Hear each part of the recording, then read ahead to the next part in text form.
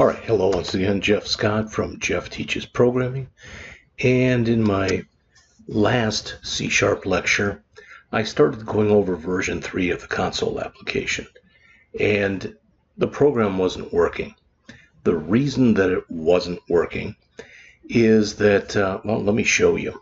How about that? Because it works now. All right, so third iteration, I'm going to put in here, well,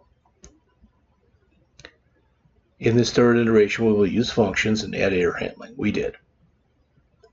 All right, so what did I change? Well, I added, instead of saying height equals input, I said while height equals 0. So as long as we don't have a height, all right, call the input height function. Plus, notice that if we didn't have anything put in there for a height string, I return 0.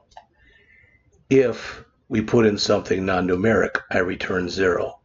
If we put in something that's out of range, I return 0. Otherwise, we return the height. Same with weight. If the weight string is empty, we return 0. If the conversion of weight string to weight, you're doing a parse integer, fails, return 0. If we put in a weight less than 1 or greater than 777, okay, return 0. This can be commented out now. Otherwise, return the weight. And again, where was that? So I'm going to explain all of it, but let me run it first so I can show you that indeed it works. Okay? All right. So please enter a height. If nothing is put in there, if nothing is added, come on. If nothing is put in there, no height input, try again. I cleaned up the look on it a little bit too. If something is put in that's non-numeric, again, try again. If you put in something out of range, try again. I'm going to get rid of that. The value of height is equal, which is put in as a debug statement. So again, out of range. So now let's put in 72. And notice now it asks us for a weight. We can go through the same thing. No weight input, non-numeric, out of range, out of range, and as soon as I put something in there that is okay, so I've now got a valid weight of 166 and a valid height of 72. And there you go. So it's all working now. All right. Now, I'm going to explain to you exactly what I did, but I'm going to explain it kind of in a little bit of an obtuse type of way. What I mean is this. In order to get this to work, I used what's called a while loop. And I quickly, and I mean quickly, what I'd like to explain to you, all right, what I'd like to explain to you is to talk to you about loops. So imagine that I want to print out the numbers from 1 to 10. Okay? If this is a console program, I could say write line 1, write line 2, and I'm not going to put all of them in there. Imagine I did that 10 times. I could do that, and it would work. It'd be kind of dumb, but I could do that. All right, and really it shouldn't be 1, 2, etc. It should be, for example, because it's the number 1, it should be 1 dot 2 string 2 dot 2 dot 2 string, etc. So again, I can copy this. All right, and I could do this. Just come in here, put in a 3. You get the idea, but I'm going to show it all just so you see it. A 4, a 5, a 6, 7, 8, 9, 10. And that would work. There's technically nothing wrong with doing it, but you'll notice I've got 10 different statements in there. It seems like there's a lot of redundancy because there is a lot of redundancy. So what you can do in most programming languages, including C#, is you can use looping, which allows us to repeat some code over and over again. All right, but when you use looping, there's basically three things that you're going to have to do. Number one, you will have to initialize some loop control variable. Sometimes I call mine LCV just because it is a loop control variable. Number two, you'll have to test that loop control variable. And finally, you'll have to change the value of the loop control variable. If you don't do that, you will get what's called an infinite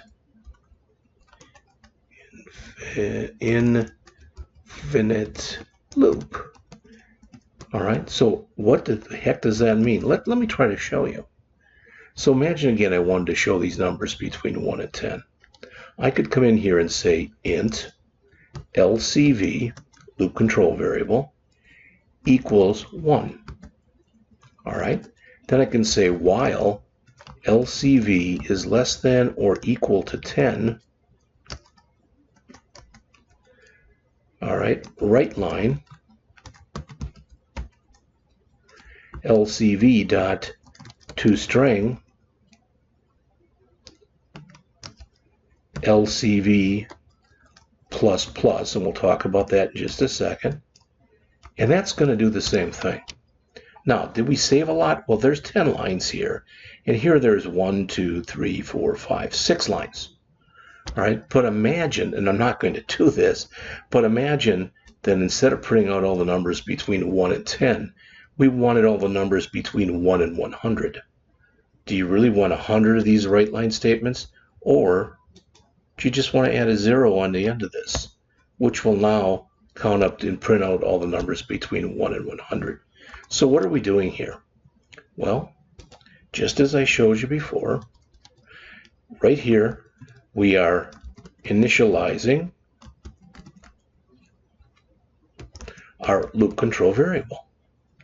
Here we are testing our loop control variable, and here we are changing the value of the loop control variable. So everything we set up above, we're doing it right here. All right. Now, there's more than three, but for now, there's three major loops or three major ways of doing this. If you know exactly how many times you're going to go through this, like we have here, this is one way to write this. So this is writing this using a while loop. All right. But we could also write this, for example, using a for loop. Okay. What's the difference? Well, with a for loop, let me write it. For int LCV equal 1, LCV less than or equal to 10, plus plus LCV.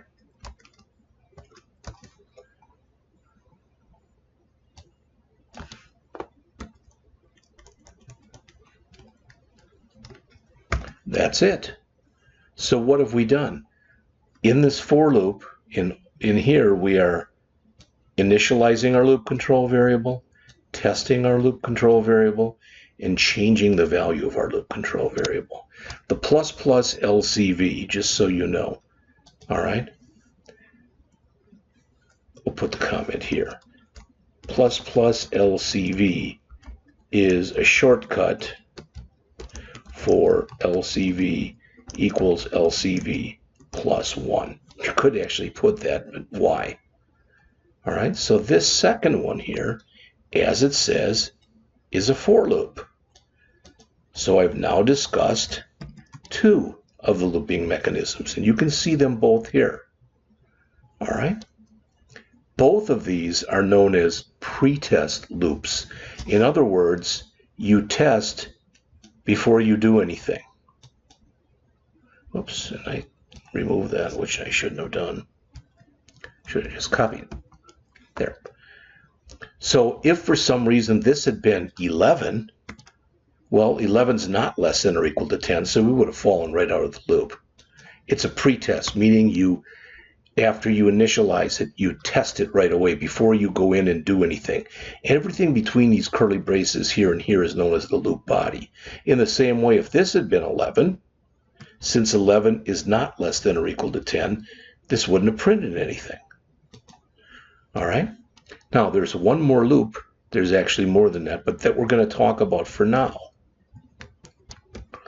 All right, and I'm going to put that down here. And it's called a do while loop. Now I'm going to have to change this just a bit. It's not a while loop anymore, it's a do while loop. All right, so I'm going to put in here, I'm going to grab this.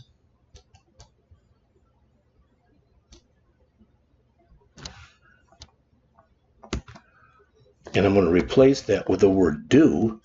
And then at the end right here, I'm going to put that back, but I need, this is the only time when you're using any kind of a loop that you put a semicolon at the end. So these two, this one here is a pretest because you test first. This one here is a pretest because you check it here. This one, though, is known as a post-test.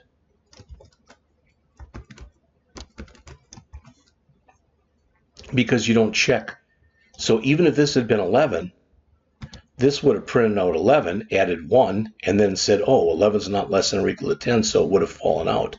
So with a do-while loop, you always go through the body of the loop, what's between the curly braces, at least one time. All right, so with that, let's go back to the program. So what did I do here? Well, again, with each one of these, so now everything is blackened. In other words, I'm using everything. All right, so when we do our checks, and we check for the height, we check to say, please enter a height. Remember, we replaced 12 and 96 with their actual values here, the values of those constants. We replaced, so we don't have 1 and 777 here, or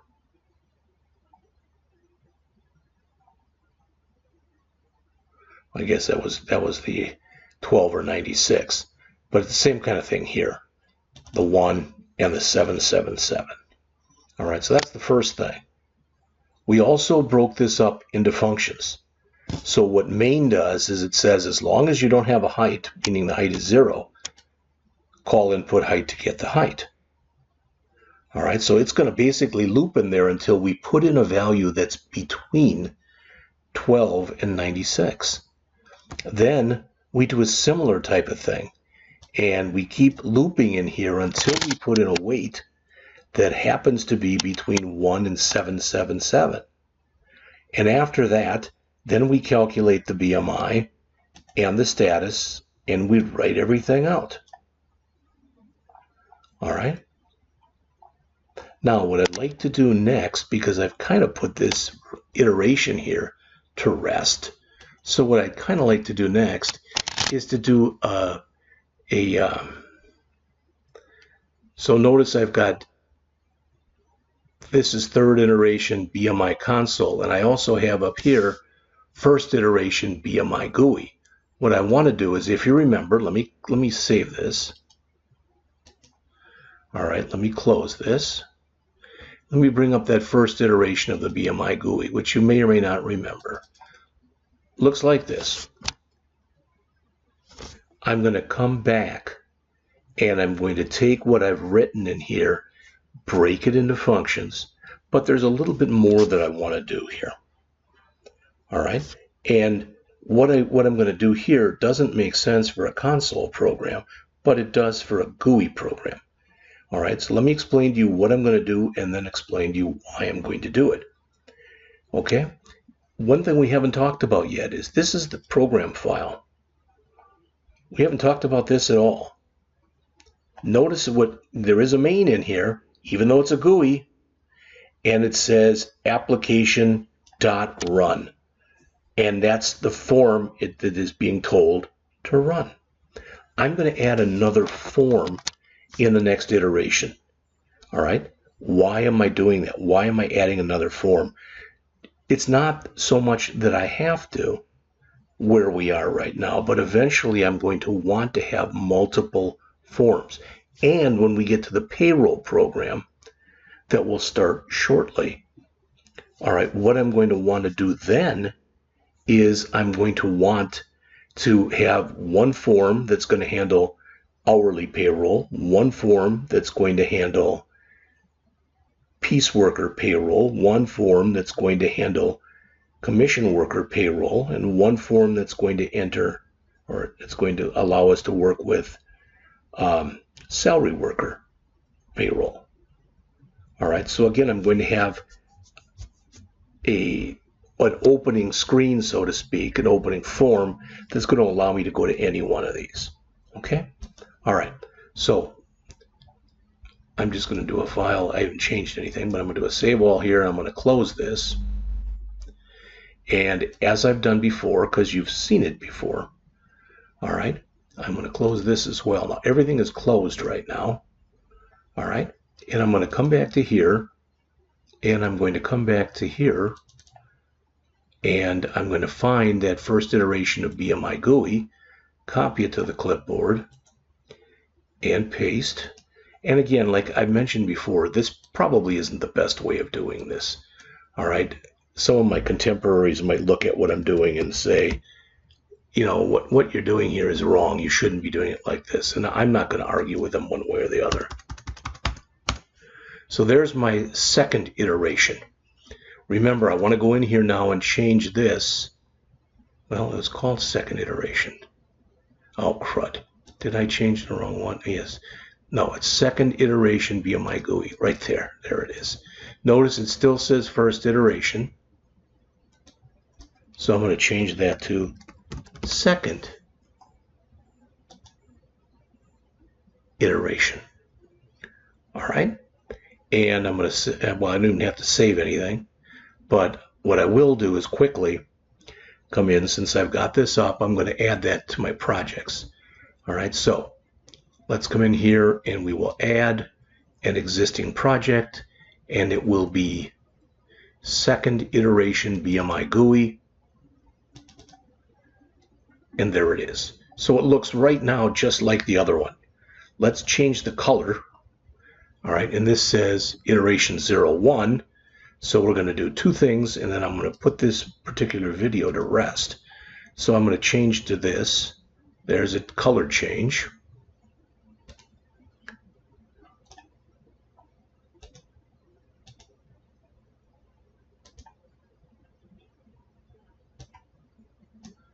You don't have to do this, of course. I'm just, you know, at a glance, I'll be able to tell the difference between the different iterations of this. And I'm going to come over here also and change the text that's in here.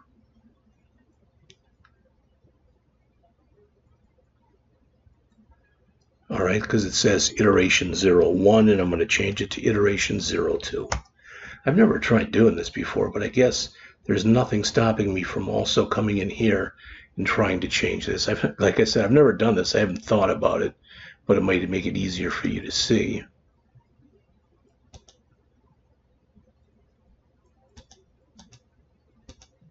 No, that's not what I wanted to do. Okay, that's fine. Okay.